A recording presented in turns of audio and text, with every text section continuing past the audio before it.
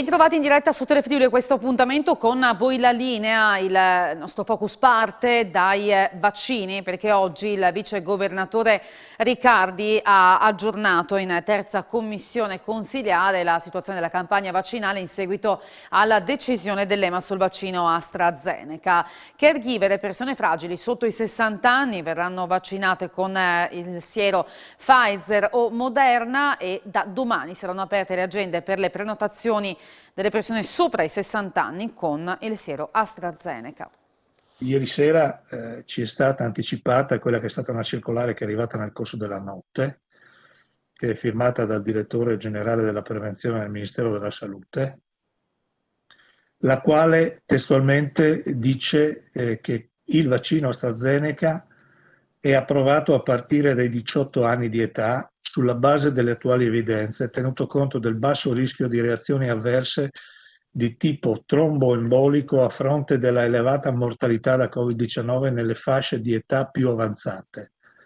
Si rappresenta che è raccomandato un suo uso preferenziale nelle persone di età superiore ai 60 anni.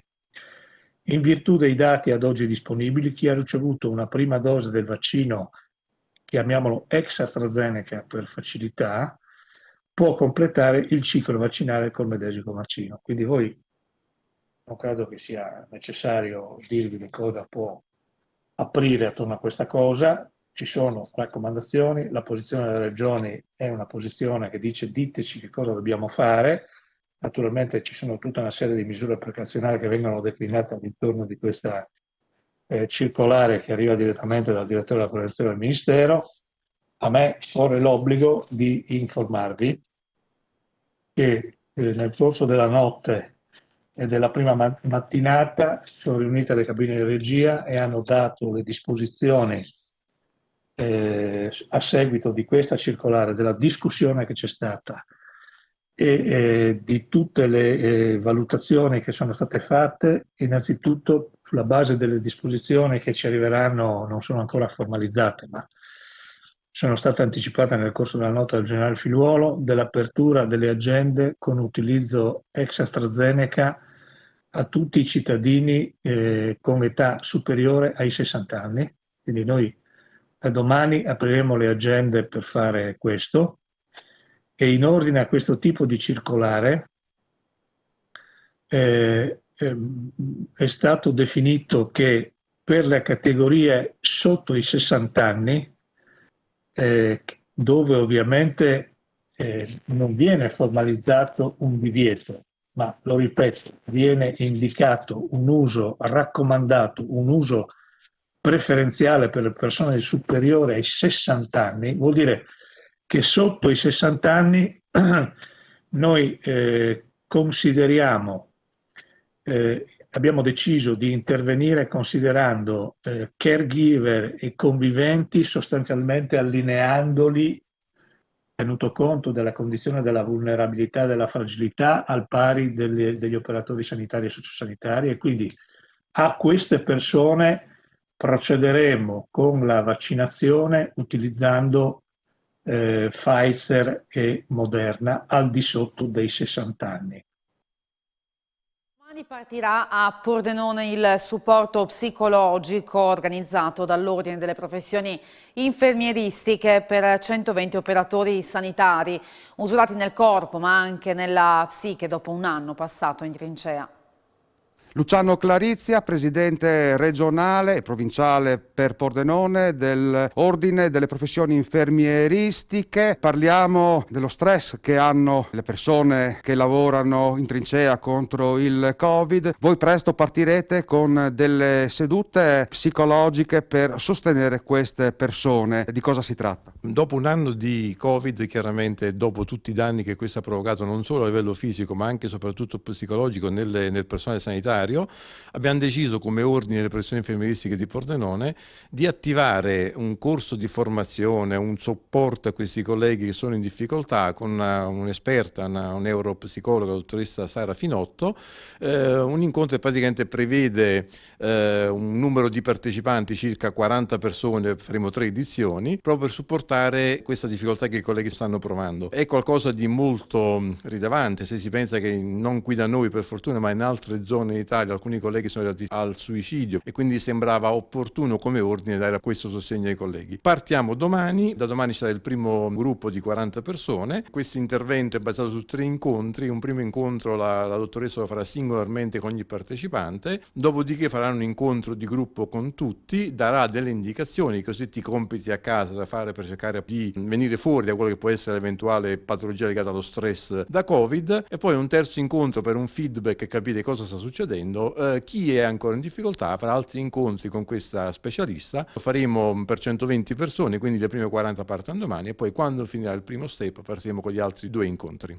Lei ha detto che c'è chi è arrivato al suicidio, qua in Regione c'è anche chi ha mollato la professione perché non ce la faceva più. Oltre a questi, quali sono i sintomi dell'usura psicologica di queste persone? Questi colleghi che sono andati in tilt, perché bisogna proprio dire veramente sì, non in tilt, effettivamente hanno avuto tutte queste classiche sintomatologie legate appunto a questo stress lavoro correlato, proprio specifico del Covid. Alcuni non hanno resistito e hanno anche mollato la professione. Voi capite che oltre un anno a vivere all'interno di un sistema, perché sei all'interno di un ospedale, un reparto Covid, quindi già vivi un certo numero di ore importante, da 8 a 12 ore a contatto con questa condizione di Covid e di difficoltà, poi torni a casa, non puoi scendere, non puoi fare nulla, non hai possibilità di svagarti, di pensare altro, quindi è come essere 24 ore al giorno a contatto con questa difficoltà. Per quanto riguarda la pianta organica in Regione, qual è la carenza di infermieri?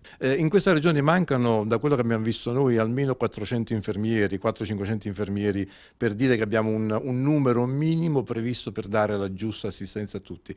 Questo chiaramente è spalmato sulle 3 aziende, questo legato anche al fatto che tanti vanno in pensione, non vengono sostituiti in tempo, non ci sono infermieri perché ormai sono richiesti un po' ovunque e di conseguenza stiamo vivendo questa condizione di criticità che porterà purtroppo in alcune condizioni anche a chiudere servizi meno essenziali rispetto ad altri. Veniamo al blocco delle ferie, dell'assenza dal lavoro, verrà prorogato fino a maggio. Per quanto riguarda Pordenone non abbiamo per fortuna questo blocco, cioè in questo momento riusciamo ancora a fare a meno.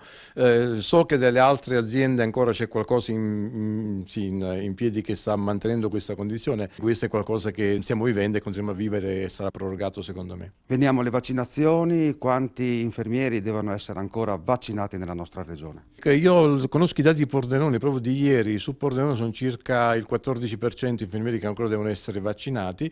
Chiaro, non sono tutti Novax, questo sia chiaro. La maggior parte sono perché o hanno avuto il Covid e quindi bisogna aspettare da 3 a 6 mesi per potersi vaccinare dopo il Covid, o qualcuno che ha delle patologie tali che non può fare il vaccino. Parliamo delle sanzioni che il governo ha stabilito per chi non vuole vaccinarsi, secondo lei sono giuste? Finalmente è ora che il governo avesse il coraggio di fare una cosa del genere, perché è impensabile che un sanitario non si vaccini, cioè proprio impensabile. Io posso capire il cittadino che non ha le conoscenze sanitarie, è spaventato da tutte le fake news che si leggono in giro e quindi può avere dei dubbi. Un sanitario deve vaccinarsi e se non si vaccina è bene insomma che vengano applicate le sanzioni.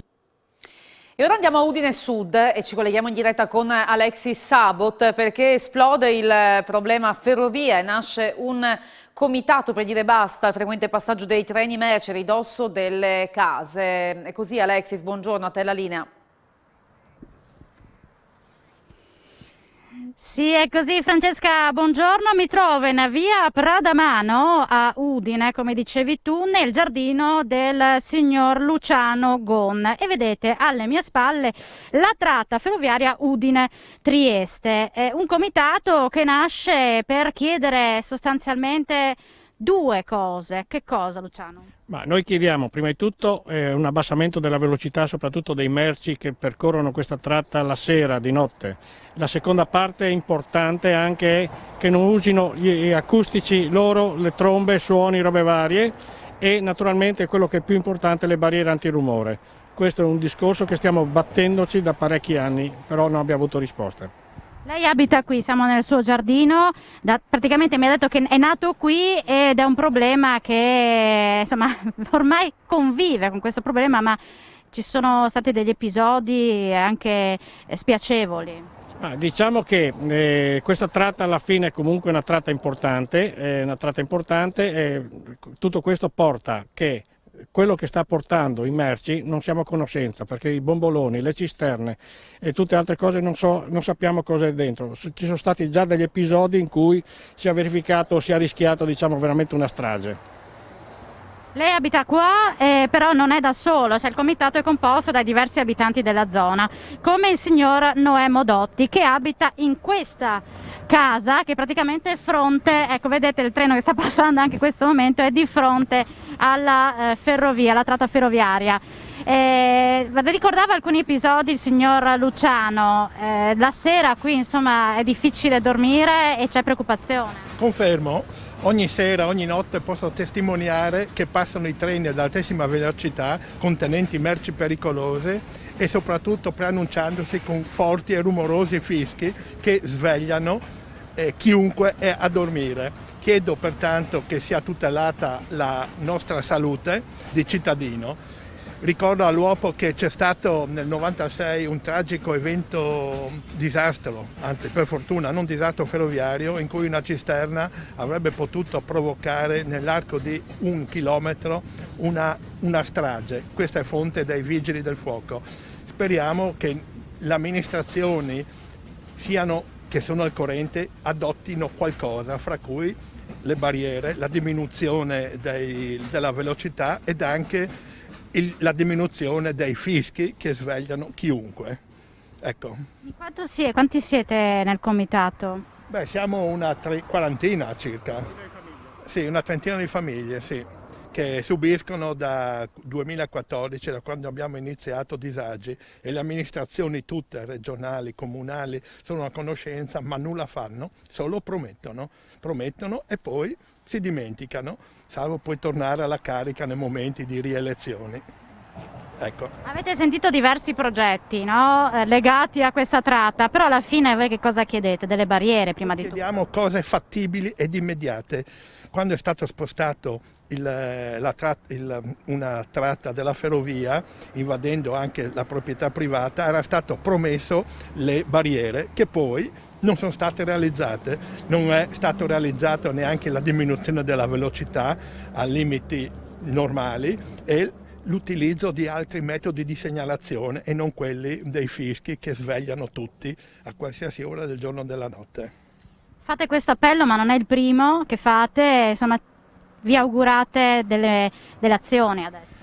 Speriamo, noi ogni anno rimettiamo alle autorità competenti questo problema, ma sembra che non siano in grado di gestirlo, se non fare, come è stato letto dalla stampa, promesse faraoniche su qualcosa che succederà fra 30-40 anni.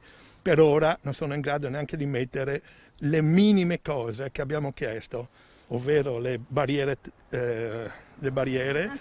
antirumore, l'eliminazione dei metodi di segnalazione con fischi notturni soprattutto, e la diminuzione della velocità dei treni e, se possibile, anche un controllo sulle merci che stanno viaggiando nel centro cittadino.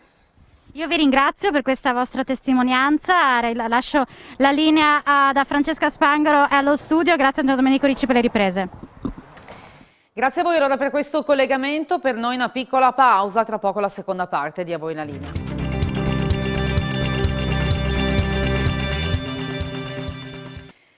E allora andiamo da Paola Treppo, che è nella sede della Caritas diocesana di Udine, per parlare di progetti di sostegno per le famiglie in crisi e le persone senza fissa dimora, progetti che vedranno un contributo importante, parte di 1 milione di euro devoluti in generale dalla Cassa Centrale Banca. Di questi appunto 100.000 euro arriveranno alla Caritas diocesana di Udine. Paola, buongiorno a te.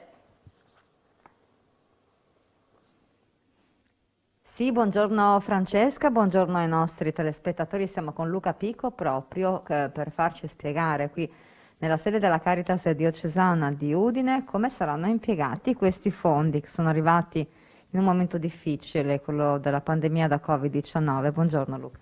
Buongiorno, sì, ci siamo, sono arrivati questi fondi. Mi piacerebbe premettere da dove sono arrivati per capire appunto l'origine di questa iniziativa. Il gruppo Cassa Centrale, che è il gruppo che raggruppa circa una settantina di banche di credito cooperativo del Friuli Centrale, alla fine dell'anno scorso ha avviato una raccolta fondi proprio per rispondere a questa situazione in cui stiamo tutti soffrendo, e la raccolta di questi fondi è stata cospicua, tant'è che si è raggiunto il €1.000.000, al che Cassa Centrale ha coinvolto chiaramente tutte le banche e c'è stata una decisione molto, molto condivisa di scegliere come partner la Caritas Italiana e, grazie alla Caritas Italiana, intervenire sui territori dove queste banche agiscono. Una di queste zone in cui agisce appunto la banca di credito cooperativo e il gruppo Cassa Centrale è Udine. Quindi questo fondo di €1.000.000 è stato diviso in 10 parti, una parte è andata a Caritas Italiana e le altre 9 distribuite sul territorio nazionale. Quindi a Udine sono arrivati €100.000. E chiaramente sono arrivati in un momento molto difficile e la richiesta e la condivisione che c'è stata è quella di mirare bene l'obiettivo, cioè di cercare di intervenire in maniera diretta e in tempi brevi, perché questi sono i veri aiuti in questo momento. Noi, grazie al nostro osservatorio, avevamo già fatto una ricognizione, perché ormai è da più di un anno che siamo in questa situazione, e avevamo ulteriormente affinato il sistema, perché grazie ai fondi che invece erano arrivati dalla CEI, sempre l'Arcidiocesi di Udine aveva già avviato una forma di aiuto che era anche poi così diciamo messa in atto con le parrocchie e con le foranie. Ebbene, noi abbiamo deciso, abbiamo condiviso con Cassa Centrale e con Caritas Italiana di continuare su questa linea. Di cosa si tratta? Si tratta di aiuti che vanno alle famiglie, principalmente alle famiglie. Quindi noi abbiamo messo €80.000 di questi €100.000 su interventi diretti alle famiglie. Cosa vuol dire? Vuol dire che si andranno a aiutare le persone per i problemi, quelli diciamo quotidiani, possono essere le bollette, possono essere le rate di un mutuo, possono essere anche gli affitti, le difficoltà che si hanno quindi nel quotidiano, cercando di raggiungere quelle famiglie che fino a poco tempo fa erano nella normalità, invece adesso per motivi particolari sono un po' scese di reddito. Ecco, gli altri €20.000 invece li impiegheremo, coinvolgendo anche Caritas Pordenone e Gorizia, per aiutare le microimprese. I centri di ascolto saranno i luoghi dove verranno raccolte queste richieste, dove ci saranno i nostri volontari, e si andrà chiaramente secondo un ordine, ma senz'altro fino a fine fondi. Il tutto deve essere chiuso entro la fine di quest'anno. Ecco, noi vogliamo con questo continuare nell'opera che stiamo già facendo. Queste risorse arrivano al momento giusto, perché sappiamo bene che da qui a poco la vita reale ci tornerà a bussare alla porta, ci saranno senz'altro ulteriori sacrifici da fare, e quindi noi ci dobbiamo assolutamente preparare per il futuro, perché questa è la prospettiva che i nostri numeri ci stanno dando. Allora ringraziamo Luca Picco e tutto lo staff di Caritas Diocesana di Udine per il suo costante impegno a favore di chi ha bisogno, e qui da Udine Francesca ti restituisco la linea. Grazie a Paola Treppo. Chiudiamo questo appuntamento con A Voi la Linea andando a vedere come hanno passato la notte scorsa alcuni coltivatori, frutticoltori di Latisana. L'hanno passata cercando di contrastare gli effetti negativi delle gelate che si sono fatte ancora sentire, e intanto si sta cercando anche di fare una prima stima dei danni. Qui purtroppo in questa zona non abbiamo gli impianti antibrina, perché manca la materia prima, cioè l'acqua, e quindi dobbiamo arrangiarci a risolvere il problema uscendo con gli atomizzatori, quelli che utilizziamo per effettuare i trattamenti, per cercare di muovere l'aria in modo che non ristagni l'umidità sulla frutta, sui frutti, sui fiori. Ecco. È un palliativo, però qualcosa fa. Qual è la temperatura che si è toccata questa notte?